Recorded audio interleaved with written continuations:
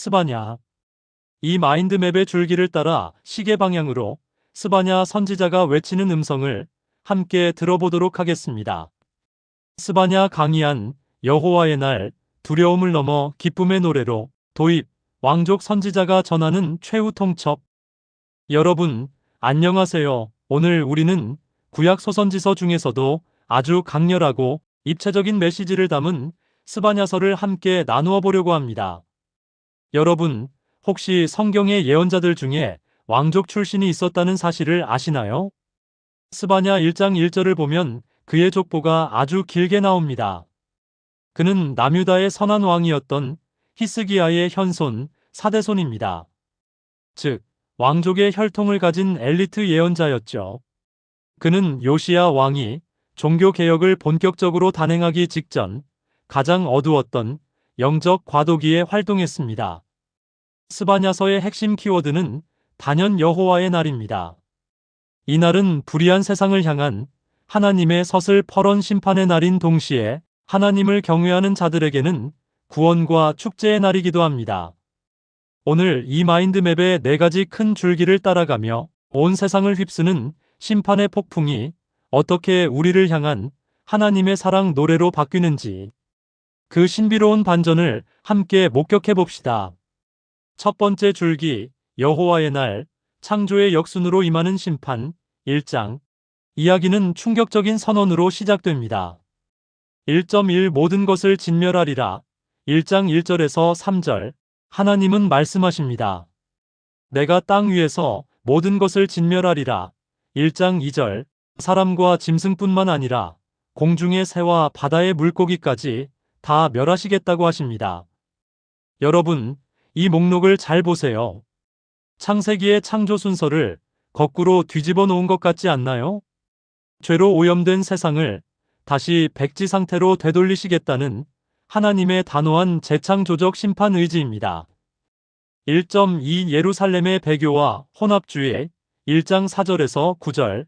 심판의 칼날은 가장 먼저 하나님의 도성 예루살렘을 향합니다. 그들은 바알을 섬기고 하늘의 별들에게 절했습니다. 더 기가 막힌 것은 여호와께 맹세하면서 동시에 이방신 밀곰을 가리켜 맹세하는 양다리 신앙 혼합주의였습니다. 하나님은 방백들과 왕자들, 그리고 이방인의 옷을 입고 다니는 세속화된 지도층들을 찾아내어 벌하시겠다고 하십니다. 하나님을 믿는다고 하면서 세상의 가치관을 그대로 따르는 무감각함이 심판의 이유가 된 것입니다.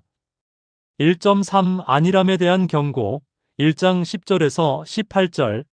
당시 사람들은 마음속으로 이렇게 생각했습니다. 여호와께서는 복도 내리지 아니하시며 화도 내리지 아니하시리라. 1장 12절. 이것은 하나님을 부정하는 무신론보다 더 무서운 실천적 무관심입니다. 하나님이 계시긴 하겠지만 내 삶의 관여는 안 하실 거야라며 찢기같이 고여있는 안일한 자들을 하나님은 등불을 켜서 수색하십니다. 그날은 분노의 날이요, 환난과 고통의 날이며 흑암과 침침한 날이 될 것입니다. 두 번째 줄기, 회개의 기회와 열방 심판, 피난처를 찾는 법. 2장. 두 번째 줄기는 심판의 폭풍이 닥치기 전 하나님이 내미시는 마지막 탈출구입니다. 2.1 수치를 모르는 백성아, 모일지어다. 2장 1절에서 3절. 하나님은 수치를 모르는 백성들을 부르십니다. 심판의 명령이 시행되기 전, 분노의 날이 이르기 전에 해야 할 일이 있습니다. 여호와를 찾으며 공의와 겸손을 구하라. 여러분, 심판을 피하는 유일한 방법은 숨는 것이 아니라 하나님께 달려가는 것입니다. 하나님은 겸손하게 그분의 주권을 인정하는 자들에게 혹시 그날의 가리움을 얻으리라는 소망의 틈새를 열어주십니다. 2.2 주변 민족들의 몰락. 2장 4절에서 12절. 이제 심판의 화살이 이스라엘 주변국들로 확장됩니다. 서쪽의 블레셋, 동쪽의 모압과 암몬, 남쪽의 구스. 하나님은 그들의 교만을 꺾으십니다. 특히 모압과 암몬은 소돔과 고모라처럼 황폐해질 것이라 경고하십니다. 왜일까요? 그들이 하나님의 백성을 조롱하고 교만하게 굴었기 때문입니다. 이를 통해 하나님은 이스라엘의 고난을 방관하지 않으시는 역사의 주권자임을 증명하십니다. 2.3. 니느웨, 교만한 도시의 종말. 2장 13절에서 15절. 2장의 대미는 당시 세계 최강국이었던 아수르의 수도 니느웨의 멸망입니다. 스스로 나 외에는 다른 이가 없다고 뽐내던 그 거대한 도시는 짐승이 눕는 곳이 되고 지나가는 자들이 비웃는 조롱거리가 될 것입니다. 세상의 힘은 안개처럼 사라지지만 하나님의 말씀은 그대로 성취됩니다. 세 번째 줄기, 예루살렘의 부패와 하나님의 공의. 3장 1절에서 8절. 세 번째 줄기는 다시 예루살렘 내부를 깊숙이 들여다봅니다. 3.1. 골마 터진 지도층의 실태. 3장 1절에서 4절. 선지자는 예루살렘을 향해 반역하는 곳, 더러운 곳, 포악한 성읍이라 일갈합니다. 명령을 듣지 않고 교훈을 받지 않으며 하나님을 의뢰하지도 않습니다. 지도자들의 모습은 더 참혹합니다. 방백들은 부르짖는 사자 같고 재판관들은 다음 날까지 남기는 것 없이 뜯어먹는 저녁 이리 같습니다. 선지자는 경솔하고 간사하며 제사장은 성소를 더럽히고 율법을 범합니다. 종교와 정치가 한꺼번에 타락한 것입니다. 3.2. 하나님의 변함없는 의. 3장 5절에서 8절. 이런 난장판 속에서도 하나님은 매일 아침 당신의 공의를 비추십니다. 하나님은 단 한 번도 불의를 행하지 않으셨습니다.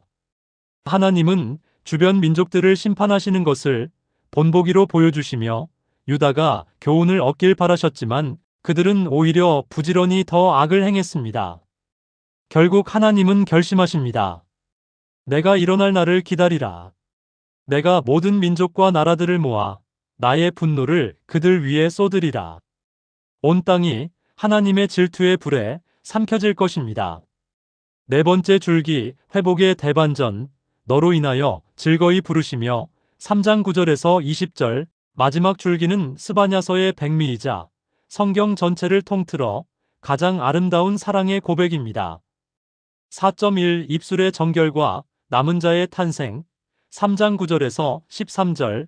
심판의 불길이 지나간 자리. 하나님은 만민의 입술을 깨끗하게 하셔서 모두가 여호와의 이름을 부르며 한 마음으로 섬기게 하십니다. 특히 남은 자들이 등장합니다. 그들은 더 이상 교만하지 않고 곤고하고 가난한 백성이 되어 여호와의 이름을 보호처로 삼습니다. 거짓이 없고 악을 행하지 않는 이 정결한 백성은 누구의 방해도 없이 평안히 누울 것입니다.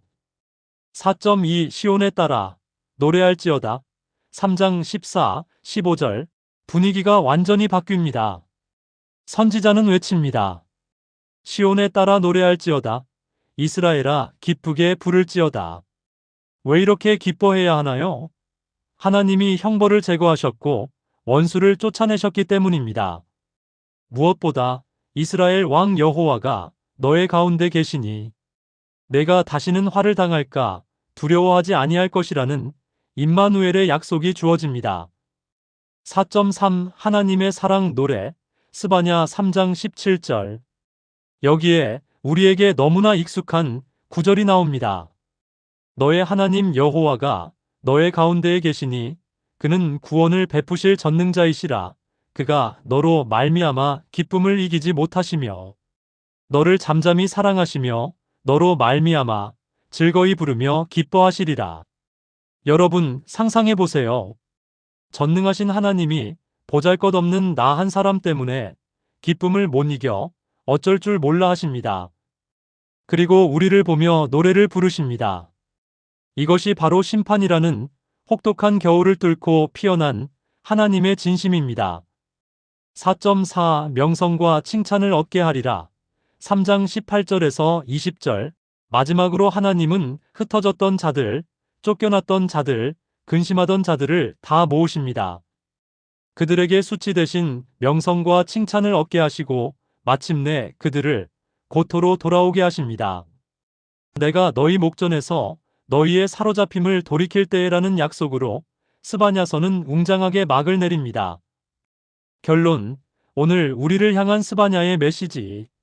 오늘 우리는 마인드맵의 구조를 따라 온 세상의 심판에서 시작해 하나님의 뜨거운 사랑 고백까지 스바냐와 함께 걸어왔습니다. 스바냐서가 오늘 우리에게 던지는 메시지는 명확합니다. 첫째, 안일함이라는 찢기를 걷어내십시오. 하나님은 복도 화도 내리지 않으실 것이라 생각하는 영적 무감각을 가장 싫어하십니다. 오늘 내 삶의 현장에 역사하시는 하나님을 직시하십시오. 둘째, 겸손하게 여호와를 구하십시오.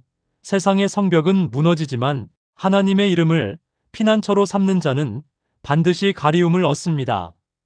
나를 의지하는 교만을 버리고 겸손의 자리로 내려가십시오. 셋째, 하나님의 기쁨이 되십시오. 우리는 심판받아 마땅한 죄인이었지만 하나님은 우리를 보시며 노래하시는 분입니다. 그 큰 사랑을 기억하며 우리도 하나님으로 인해 기뻐하는 삶을 삽시다.